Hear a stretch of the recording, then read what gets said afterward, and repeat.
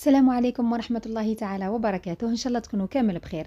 وصفة اليوم قاطو الوردة، بزاف بنين خفيف، يقطع كمية كبيرة وبمكونات اقتصادية وفي متناول الجميع. يعني مون باكا زيت وانت درتي كمية لا بأس بها. قبل ما نروحوا لطريقة التحضير ما تنسوش البنات ديروا جيم وتبارطاجيو لا فيديو هكذا باش يوصل لأكبر عدد من المشاهدين. نبداو بسم الله. عندي 2 حبات بيض،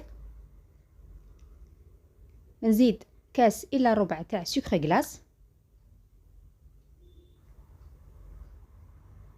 نصف ملعقة كبيرة لافاني، ديروا كمية معتبرة باش تنحي لكم الريحة تاع البيض، وتقدروا كذلك ديروا مبشور ليمون إذا كان متوفر عندكم، وخلطوهم مليح مع بعض حتى يذوب السكر تماما.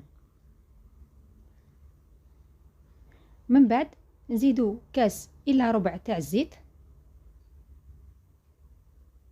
ونخلطوهم جيدا، يعني حتى تدخل مليح هذيك الزيت في الخليط الأول ويتغير اللون تاعو يصبح بهذا الشكل كما راكم تلاحظوا.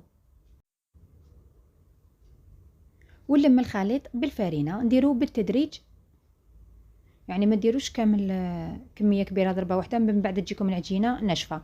مع كيس خميره كيميائيه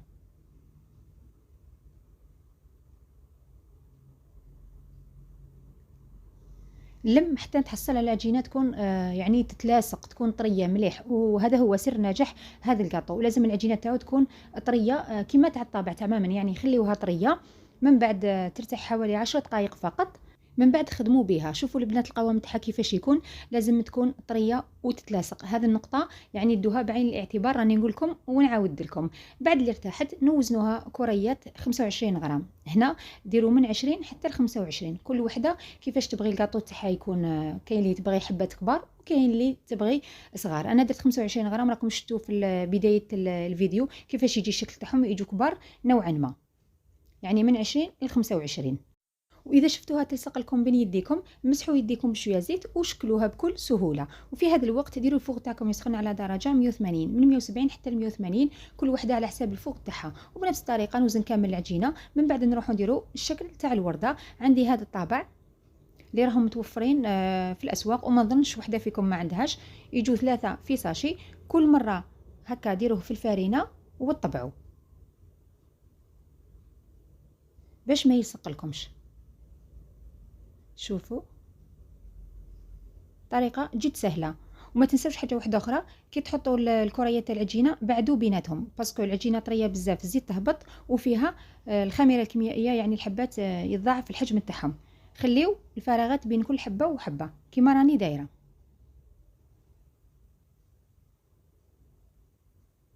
هكذا. وبالنسبه لطريقه تاع الطياب، في الاول نشعلوا له من التحت فقط حتى يطيب مليح ويحمر من التحت، طفوا عليه وشعلوا له من الفوق شويه برك عبر ما ينشف.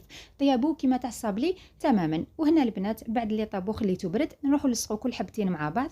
عندي كميه تاع معجون تاع المشماش، درت له قطرات تاع ملون احمر يعني كولورون في الغوج باش يعطينا هذاك اللون الشباب. هنا هذه النقطة ولا هذه المرحلة اختيارية، تقدروا ديروا المعجون عادي بلا ما تلونوه، ولا كان عندكم المعجون تاع الفخاز يعني احسن.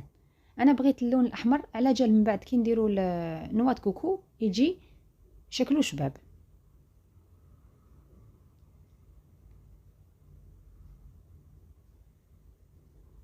نزيد شوية ولصقوا كل حبتين مع بعض هكذا.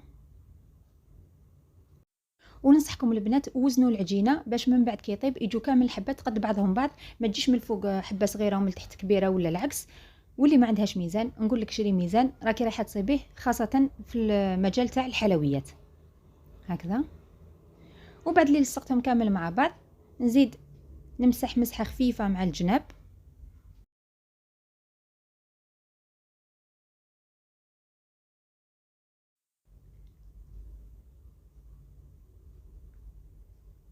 ونفوتوا في النواه كوكو. واللي ما تبغيش نواه كوكو تقدروا ديروا كاوكاو محمص ومطحون، كل وحده على حساب الذوق تاعها. نتحصل على هذا الشكل.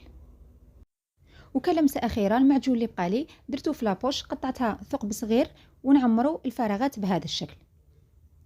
شوفوا شحال خرج شباب ما شاء الله. وحتى هذيك لاكولور غوج زادت له في الجمال. والبنه تاعو انا نقول لكم خرج بنين هايل، الطري يذوب في الفم.